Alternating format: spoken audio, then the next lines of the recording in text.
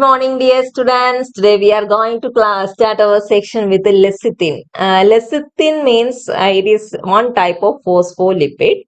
And in the last class, we have just seen about compound lipids, its introduction. And in that section, I have told you that compound lipids are of two types mainly, phospholipids and glycolipids. And today we are going to start to learn different types of phospholipid, and one among is lecithin. Lecithin is otherwise called phosphatidylcholine.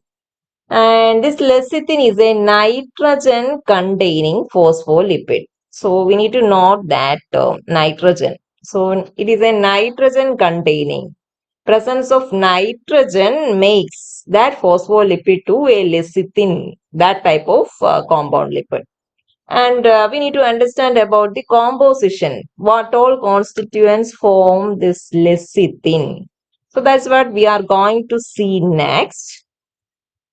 This is glycerol. In this structure, we can see the glycerol, and this is alpha carbon and this is beta carbon. And to this alpha carbon and beta carbon are attached two fatty acids. And normally to this beta carbon, usually what type of fatty acid is attaching? It is a PUFA, PUFA. It is an abbreviated form of the polyunsaturated fatty acid. PUFA, PUFA. It means polyunsaturated fatty acid. So that type of fatty acid we can see attached with this beta carbon. So what is this polyunsaturated fatty acid? Poly means many. So unsaturation means more than one double bond we can see in this PUFA type of fatty acid. So that type of fatty acid only usually bind with this beta carbon. And to that third carbon, phosphoric acid we can see. So all these together, these two fatty acid, the glycerol and that phosphoric acid together form what? Phosphatidic acid. So phosphatidic acid I already explained to you in the last class. It is the simplest phospholipid. So then when it becomes this lecithin, what makes this phosphatidic acid to lecithin? So that is what we are going to see. Along with this phosphatidic acid, when a nitrogen base called choline, here we can see that choline. As it attached with this phosphatidic acid, then it becomes lecithin. So presence of choline nitrogen base converts phosphatidic acid to lecithin. Okay, so that is its composition. And this lecithin, it exists as Sweeter ions. Sweeter ions means what? Sweeter ions means there are certain compounds which contain equal number of positive as well as negative charged groups. Such compounds are called sweeter ions that we already have learned in another chapter, protein. So if anybody have any doubt, you just go and see that playlist in our channel. Next we are going to see about the hydrolysis of lecithin. How the hydrolysis of lecithin happens. Lecithin is hydrolyzed by an enzyme phospholipase A2. Generally, phospholipase is the enzyme. It is generally doing the hydrolysis of all phospholipids.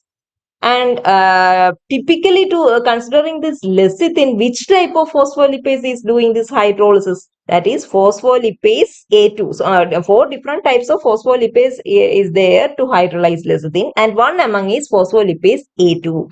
And its action has some significance. That is why I mentioned about phospholipase A2 at the first. So lecithin is first acted upon by phospholipase A2. And where it acts on which bond of this lecithin, this phospholipase A2 is acting? It is acting on the beta, means the fatty acid that is attached to the beta carbon, that is acted upon by this phospholipase A2. So this phospholipase A2 is attacking the fatty acid esterified to the beta carbon atom. And what products may form because of the action of this phospholipase A2? The products forming here are lysolecithin and fatty acid. Lysolecithin, no, we need to note that names, lysolecithin and fatty acid. Let's see on this structure, if what all things is possible to form. This as this bond is acted upon, this bond, and it's possible to form a fatty acid, and the other compound, it is called lysolecithin. Is very important. It's an important substance, product formed because of the action of phospholipase A2. What is its importance? Lysolecithin is a detergent. It can solubilize things. And also it is a hemolytic agent. What is meant by hemolytic agent? Hemolytic agent means any substance that can break down our blood cells. So, this lysolecithin is present. It is found to be present in the poison of viper, snake viper. So, that is why when vipers bite anybody, our blood cells are damaged. So, because of the presence of lysolecithin, that effect is happening to our blood cells. It will damage our blood cells. Next, we are going to see the action of other phospholipases. Now, we learned only about the action of phospholipase E2, and this is the enzyme that is first act upon lecithin. And then let's see what is the action of phospholipase A1. This is A1. On which bond it is acting? It is acting on this bond. As it act on this bond, what may form? Free fatty acid. Fatty acid is possible to form, and also the other compound. What left? It is called acyl glycerophosphoryl choline. So that is the other product formed because of the action of phospholipase A1.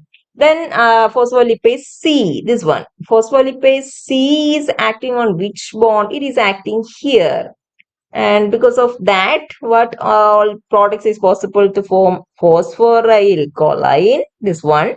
And the other one, what is it?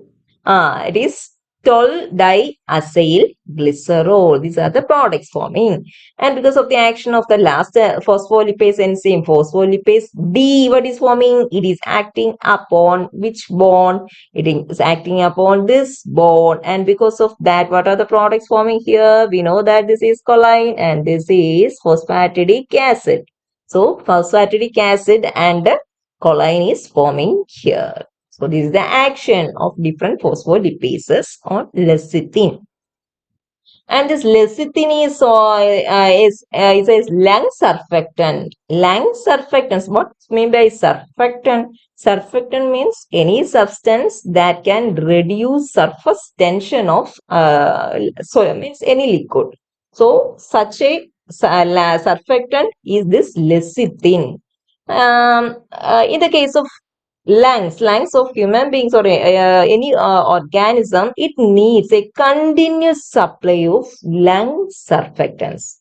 What's the need of this lung surfactants, and which cells is producing this lung surfactants? These lung surfactants are produced by epithelial cells of the lungs. And what this lung surfactants is doing here? It decreased the surface tension of aqueous layer of lung. Inside lung alveoli. We know that inside lung alveoli are present.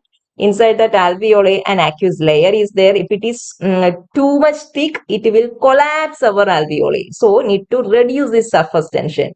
That is done by this lung surfactants. So, that is very important to have a continuous supply of lung surfactants for our lungs. And what are the constituents, components of this lung surfactants?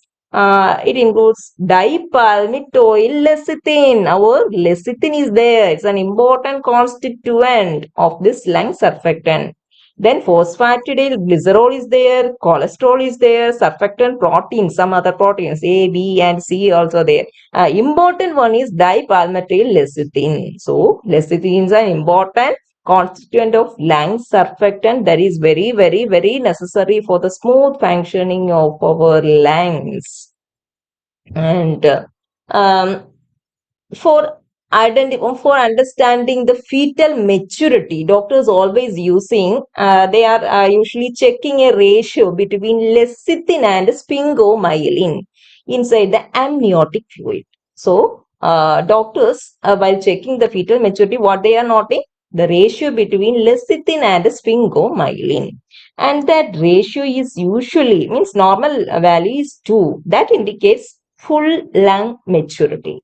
If that value is low, that may lead to a syndrome called a respiratory distress syndrome, and that may lead to neonatal morbidity. So many diseased conditions, very fatal situation.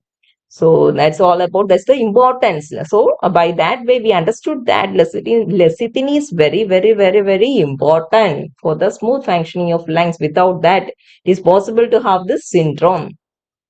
Then there are also some other properties also there for lecithin we need to know.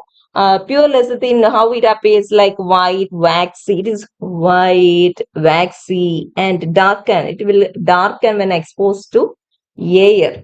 And naturally, lecithin where all we can find in egg yolk. Egg yolk is there in grains, in legumes, peanuts, soya beans, wheat germs. In all these items, lecithin is naturally present. And also, it is a good emulsifier. Emulsifier means what? Emulsifier means any substance that can mix two substances together. So, because of that property, this lecithin is now usually used in baked goods like cakes, chocolate, mayonnaise, and also it can conserve moisture, and also it can preserve, spelling mistake. It can preserve the food items. Because of all these properties, this lecithin is using in preparing all these food items. So by that way, we understood very clearly about what is lecithin, what is its composition, what is its significance. By that, I am going to wind up today's section. Thank you. I'm an icon, man. I'm a girl about a 10. I should fuck her in a Benz.